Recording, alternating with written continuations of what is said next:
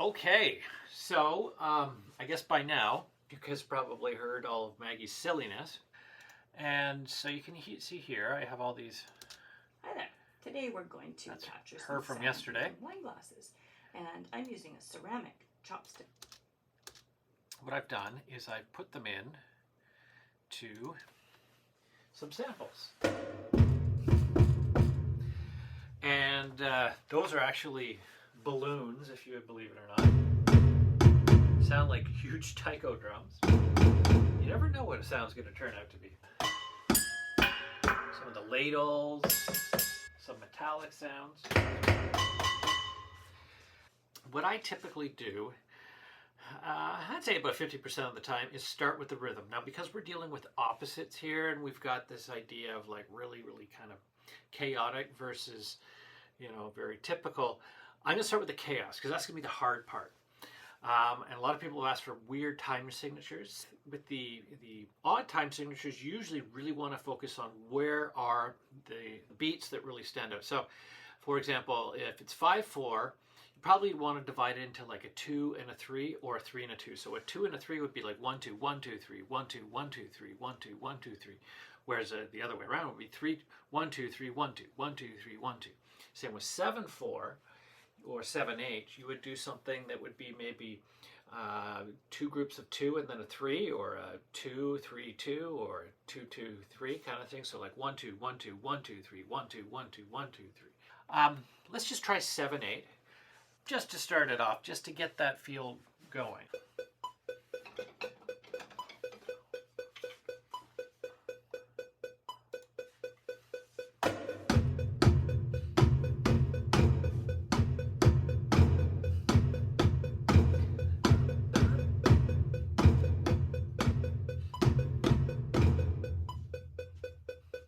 Then I just let it kind of repeat. I put a loop on, because most important thing for me is to get my body moving. So for rhythms and stuff like that, if it feels natural, and sometimes kind of unnatural, but if it makes me feel like I'm going to move, then I know I have something. If it just feels kind of forced and not danceable, I don't know, something about feeling it. And then maybe some metal in there just for some accents.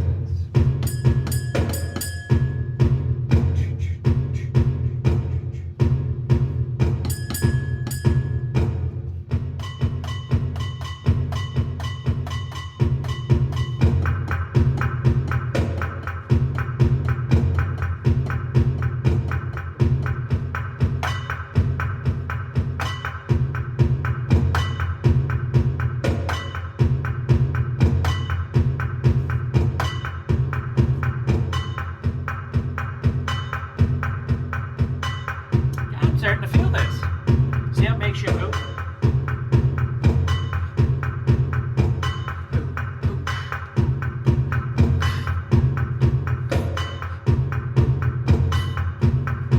Hit save. Always hit save.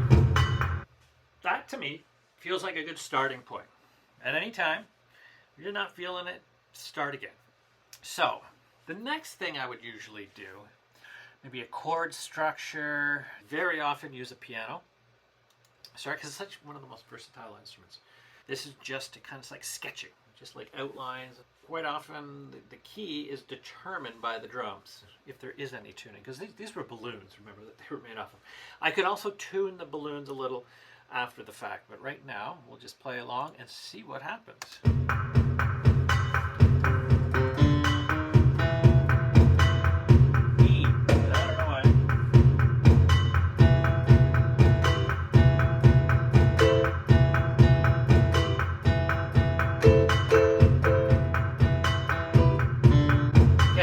So E minor, I'm thinking.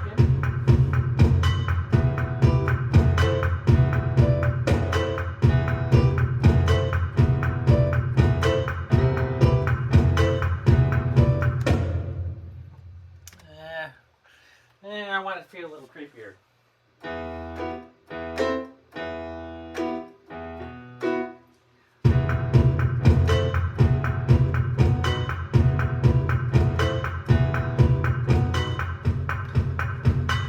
Alright, that took a bit, but I think I got it. One last thing I want to try.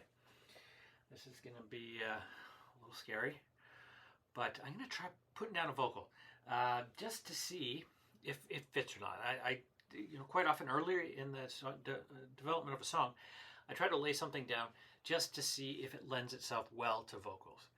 So I think I got a little tune in my head.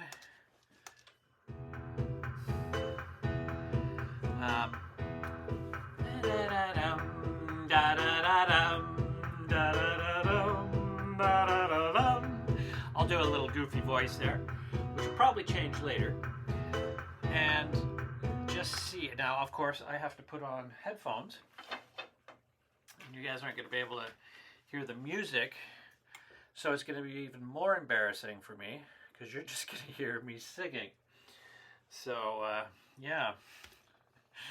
Let's just see what happens here. I've got this ready to record. Okay.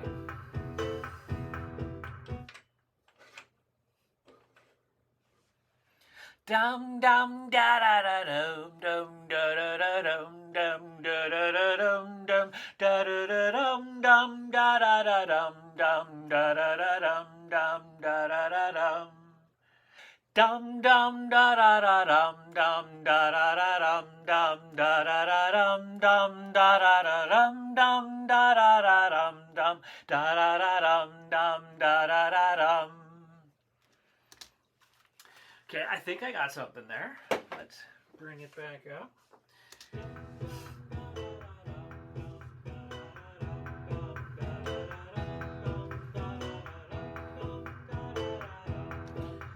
Sounds underwhelming right now. What I do is taking a part that was from before and then mixing with another. So it's a little thicker. And then I always recommend a little bit of compression just to make it pull. Compressors tend to pull things forward, make you feel a little more in front.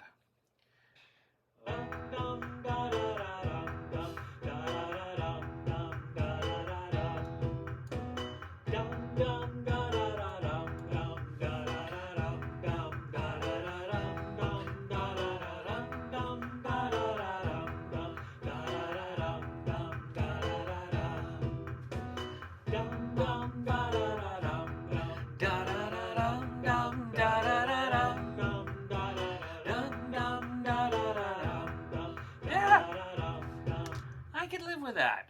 Okay, so give me your feedback, what you think, and let me know if you want to change anything.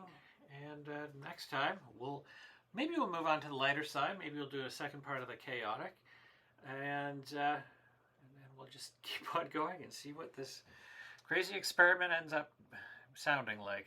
All right, see you guys later. Do that, do that.